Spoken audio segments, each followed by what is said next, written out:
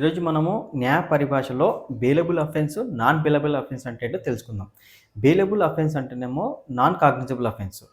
Non cognizable offence అంటే ఆహ్, crime ఉంటుంది. కానీ దాని యొక్క నేచర్ అనేది సీరియస్ అనేది తక్కువగా ఉంటది. ఏ విధంగా అంటే ఫ్రాడు, చీటింగు, అసాల్ట్ ఇవి అన్నమాట. ఇవి వచ్చేసి నాన్ కాగ్నిజబుల్ అఫెన్స్ కింద వస్తాయి.